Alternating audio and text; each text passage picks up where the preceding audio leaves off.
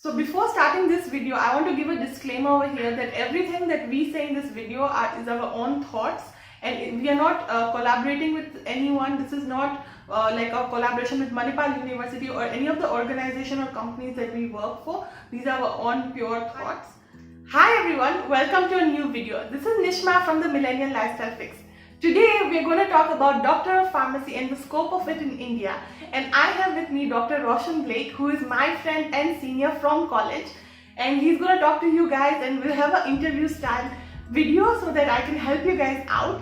Now Blake is going to introduce himself, so why don't you start? Thanks Rishma for introducing me, and as she stated, my name is Roshan Blake and I come from Ranchi, which is the capital city of Jharkhand. I studied in Manipal. Many of you who follow Nishma and her nice page would be knowing Manipal is one of the pioneers in starting PharmD, and I studied there for almost 6 years, which is the entire course.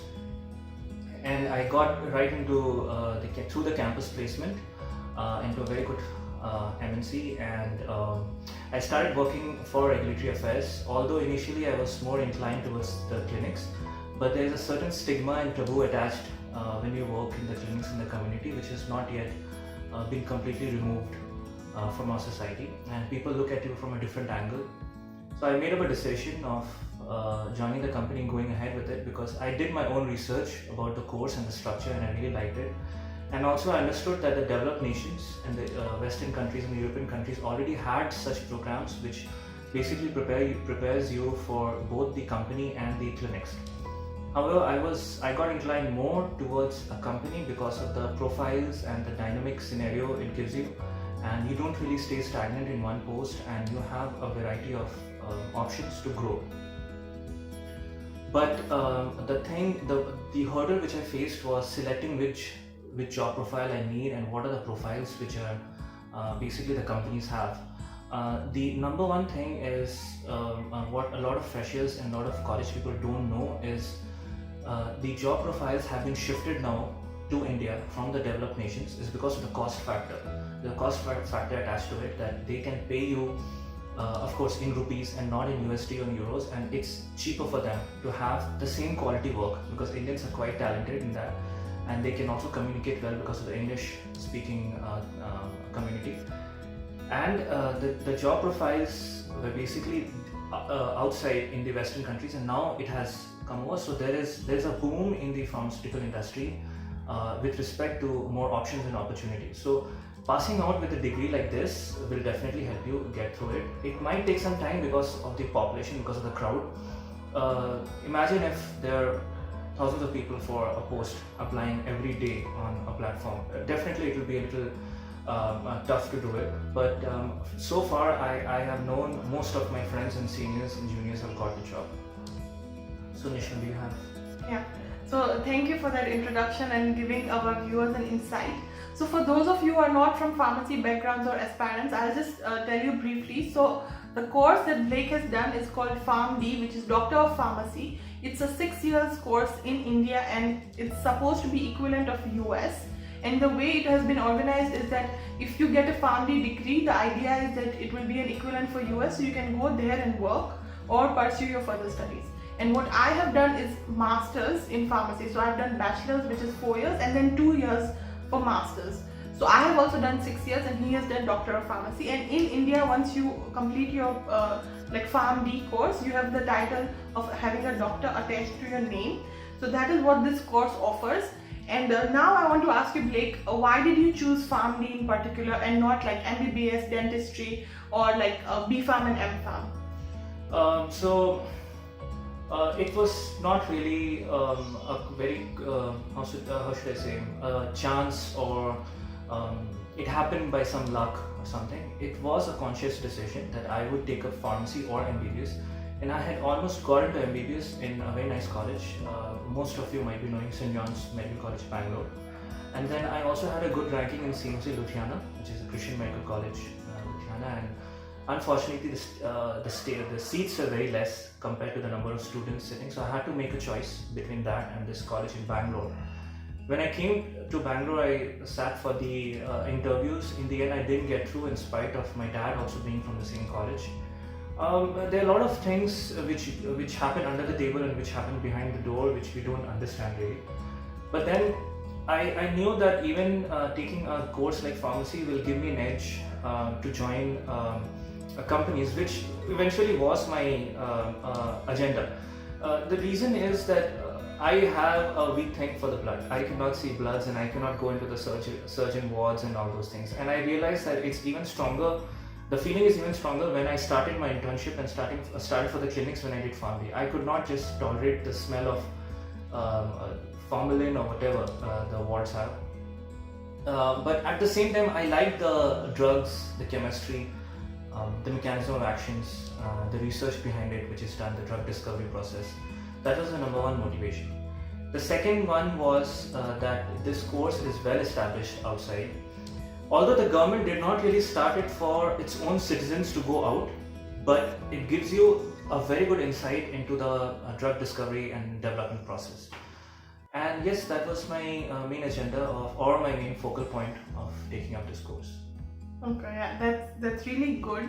So now let me go to the next question. Is that if you thought of doing like PharmD and then obviously you considered your options, like you say that you had you wanted to do it somewhere in Bangalore and your dad is a doctor and everything. Yeah. So then you decided to go for Manipal, right? Yes.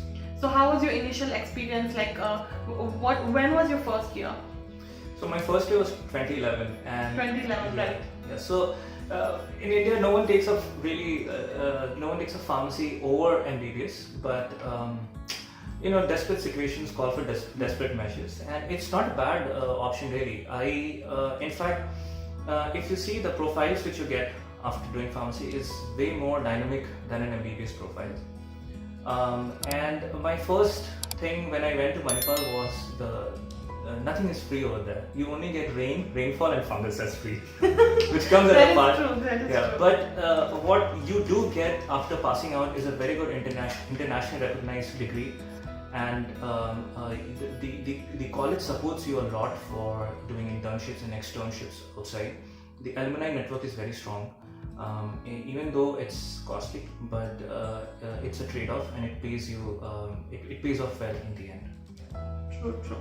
So you graduated in 2017. Yes. That is the same year that I graduated from BPharm. So actually that was my graduation and a week later I attended his convocation ceremony.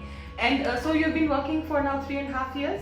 It's actually 4.5 years. 4.5 years. Let's not say half year, but because this April I finished my 4 years of career. So that's a long time. So how do you feel like, how was your, what would you say is the main switch that our viewers and students who are doing PharmD should be prepared for when it comes to switching from like your 6 years you are in a college setting and then you come into like the either clinic setting, like full-time hospital, or and like companies and industry. So what is it that they should be prepared for? See that you get a title of doctor in front of your name, which is also stated in the certificate and also is allowed by the government. Not many countries have that. So that title comes with a certain responsibility, and you should keep on updating yourself with the knowledge of drugs, with the knowledge of regulations, and for example, the vaccines which is going on right now, and it's a major concern globally. So I would say develop your skill set both in the clinics and both tech-wise, because technology is the age of information and technology rules us all. And develop the skill set according to what the companies needed. How you know it is just by going. Every company has its career section. You can go on to that and you can see clinical research associates, safety profiles, and regulatory profiles where they give you what skill set they're particularly looking for, and you can work on the same thing. And if you can tailor make your CV like that with some evidence backing you up that you know all these things, you have a very good chance of cracking all the interviews. Okay, that's really helpful. So now I want to ask you that why did you, like after doing PharmD, which is mainly a very clinics oriented course, how come you ended up like doing something like regulatory? And do you think that people who do BPharm plus MPharm in regulatory affairs can also do the same kind of job that you're doing? Yeah, I remember a senior told me once in college that what are you even going to do in a company? You don't have that kind of profile matching up, and apparently he or she didn't know that the companies just don't have labs. They have a lot of other things. So there's something called life cycle management of a drug, where you manage a drug so that it stays in the market. Most of the MPharm people who do regulatory affairs specialization, they would know. And yes, if you do an MPharm in pharmacology or MPharm in chemistry, MPharm in regulatory, you can still get into these things. But after doing PharmD or MPharm, if you have a certain certification or a certain amount of training in this specific field or any kind of specific field which you want from a very good place, your chances of getting selected it improves dramatically. So you don't necessarily need to do PharmD. But one advantage what PharmD gives is a one complete set of, you don't have to do masters again. You graduate with a masters. And my basic shift happened from clinics to the company is because it gives you a lot of opportunities to do a lot of things apart from just seeing patients. You can do a lot of project management. You can do a lot of you can see how the preclinical things happen and post approval phase works, be it in regulatory or be it in clinical research or in medical affairs. There are 3-4 very good departments where you can get in, and I did my own research into it, and I understood that the developed nations are focusing the change is happening, and they're shifting all their majority of the work down to us, and that gave me a motivation to shift. That's good. So, like when I got my placement, we both have placed from our college itself. So when I got placed, with me going into the same company, there were a lot of PharmD people as well. So it was a healthy mix of PharmD and MPharm, and we got placed in different teams with similar profiles. So it's very it all comes down to you whether you guys want to go for a PharmD course and what is it that you're planning to do in the future versus whether you want to do BPharm and then MPharm and then plan, so that you have a break, which is what I did. Now I want to ask you that if it comes to like placement experience, for me it was very smooth, I would say. How was it for you when you got placed from Manipal? If it was smooth for someone, you're quite lucky, because it's never smooth no matter which organization you pass out from. Yeah, the top IIMs and AFMC and all that, those colleges do have very good networking. Manipal does have it, but in pharmaceutical science, I think it's the number of people who are graduating and the number of vacancy, which there's a very unequal balance, demand and supply. So they don't really respond to you promptly when the college asks a company to come for a placement. It's always difficult to make them come to the company. In my time, I remember the company did not come from the two people who were about to board the flight, and we heard that they missed out the flights. Oh. So then we started saying which company misses out the flights, because that's all arranged internally. But that's what actually happened. And in certain way, a lot of people dropped out because it was tough. And I remember missing out 2 interviews, thinking that I'll do the next, but don't do that. Always take whatever you have. The best option you have is the option you have right now. And even though it's not smooth, it will be up and down process, but success never comes smoothly. You have to struggle a bit. But in the end, it's worth it. You will, unless and until you face some kind of adversity, you will not really understand what success is. So I took actually the first interview, the first company that came from my batch was the one which I sat for, and I got placed through that. So luckily that's why I think it was like smooth for me. But yeah, as I have said before, that the placement cell, they're doing a good job, but they can definitely improve, especially when it comes to letting students go to start the job, which is always a concern, and they'll be like, your thesis is pending. Now that is like a yearly thing, and they should be prepared for it, so that students don't have to face the burden and the stress at that time, because we are always doing our thesis while going for the company and trying to finish our, trying to get placed through that. So that is one thing that I wanted to just remind. But it will depend on which company is joining, how the managers are, so it will be uncertain. But it doesn't mean that you will have to be anxious about it or you have to be very nervous about it, because in the end, college wants you to get placed. They will do everything they can to help you settle down. Yes, true. So whatever we are speaking right now is from our experience. I finished my master's in 2019 and he finished his 2017. So things might have changed a little bit, especially with the pandemic, and because studying has gone online, and then obviously placements. I'm not sure what is the current scenario happening, but yes, this is what we have faced. Blake, tell me now, if our juniors are watching, or anyone who is like a PharmD prospective student or a student right now, what advice do you want to give to the juniors out there in terms of like career planning, networking, thinking that they would go abroad, like because like I think PharmD is sold as a dream to go abroad, Yeah. but when you graduate from PharmD, you realize that there's so much more to be done. So what do you want to tell the students right now? Yeah, because the base of marketing is that dreams sell better than the reality. So I would not say it's all that bad. There are pros and cons to every basic job profiles or career path or studies or whatever you take. I remember a guy leaving MIT and joining MIC, Masters in Communication, and his dad and mom didn't even know about it, but he did quite well. I know my dad's batchmates who passed out long back, and they were some of the greatest failures of that college, but they have a very nice life outside and even in India. Yes, you will have a very good advantage when you go out, is because the course is recognized and you can apply for fellowships and PhDs and all that. The number one thing which you must remember is to struggle. You will struggle a lot if you're going to research, if you're going to company, if you're going to clinics. Don't be afraid of it, because that's what it is. Be a stoic, even if you're not a follower of stoicism, but life happens to you currently right now as you're planning, and take it for granted that you will face challenges, but be proud of what you're studying, what you've taken up, and because there is light at the end of the tunnel. Right.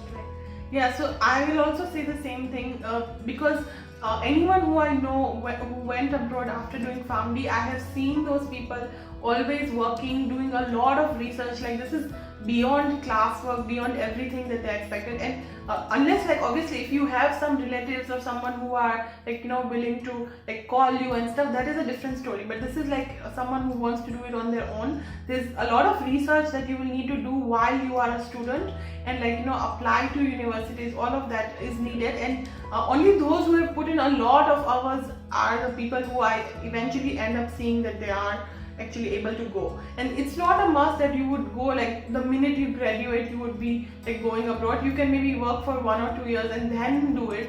So there is it's not same for everyone. Everyone has their own path. And on that note, I want to ask you, Blake, so now what are your future plans now that you have worked for 4 years in like a regulatory profile? So I had a set of aims and objectives to finish up once I complete a substantial amount. Initially, I thought of moving out, taking some kind of residency abroad, or try through job profiles, but the company makes use of you, so you also make use of the company's brand. So I had previously got 2 job offers from Ireland, but one did not revert, and the other did not. Other said that they don't have visa sponsorship, which usually happens, and it's a very common thing. You only need one job offer, you only need one good stroke of luck to finish it off. But that should not bother anyone, or should not bog you down. But I finished my set of objectives every 2 years, 3 years. So now I'm planning on specializing in regulatory affairs. So currently I'm planning to shift to Ireland, and I've got a chance and opportunity to study over there. And let's see what happens. I would definitely try to work there, because I'll be investing money. And if you invest, you need the return. And let's see, because life is too short to stay at one place, and you need exposure, and the exposure you get working out and working different cultures cannot be compared. True. Especially like one thing which the pandemic I think has taught all of us is that like life is too short. You need to do what you want to do like right now. There's no like later or something. That's true. And like even talking about pharmacy, like it's not very recognized or like respected in India. It's just seen as like a chemist shop or like a pharmacy shop. But obviously that is why like countries abroad, like pharmacy or like being a pharmacist is one of the most respected and paid jobs out there. So Blake is going to study for 1 year, and I'm sure you'll like be able to find some a job in a similar profile once you're done with your studies. And I wish you all the best. Thank you. So anything as a last note that you want to tell our audience? There's an old saying that what you seek seeks you. So sometimes you're finding a job, but you will end up seeing that the job has found you. That can happen, and stay positive on it. Yes, thank you so much. Thank you for coming on this channel. I think you are going to be one of the first people that I've sat down with to ask and like sort of interview.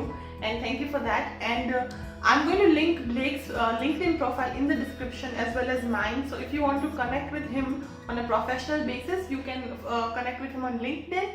And if you have any questions related to FarmBee or FarmBee at Manipal or any of that, you can leave that in the comments below. We will try to answer those for you, and we wish you guys all the best.